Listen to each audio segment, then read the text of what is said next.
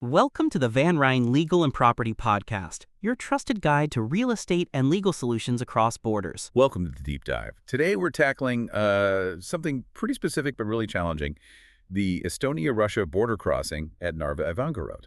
Yeah, and we're basing this on actual traveler reports, firsthand accounts. It sounds less like a border crossing and more like, well, an ordeal. Definitely. And the first big shock, the main thing really, Oh. is that the vehicle bridge is just closed completely until 2026 at the earliest, they're saying. Which means everyone, absolutely everyone, it gets funneled into one single queue for pedestrians. And that queue, it's a lottery, isn't it? Mhm. We're seeing reports of wait times from like 10 minutes, which sounds unbelievably lucky. Unbelievably lucky, yeah. All the way up to 11 hours or even more. Plus, you've got that hard stop overnight. Right, the crossing is completely closed between 11 p.m. and 7 a.m. No exceptions. And there was that specific closure, too, the kill pays exercise. Oh, yeah, that's a big one.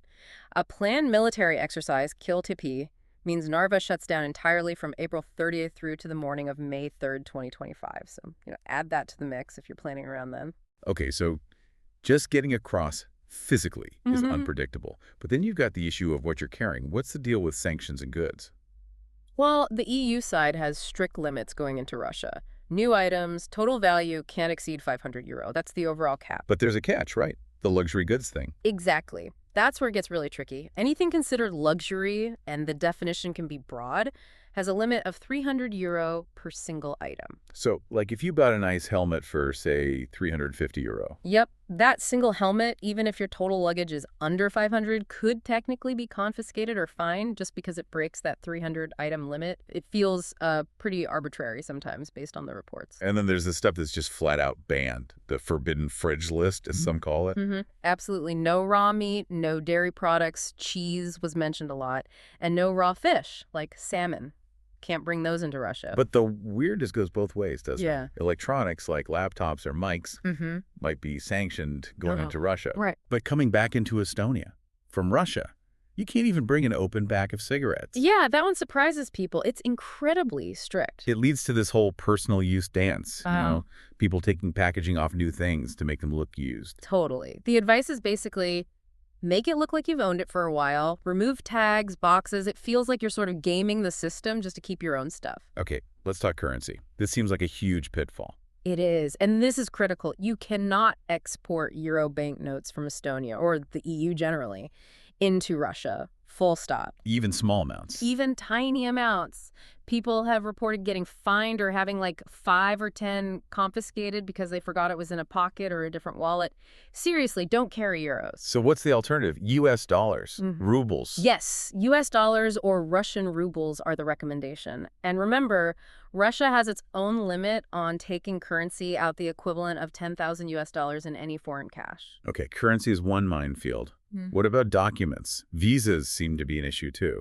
They can be.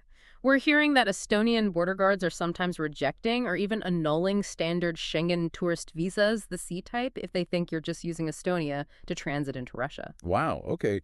So your visa could actually be canceled right there. Potentially, yes. And looking ahead, there's another bureaucratic hurdle coming.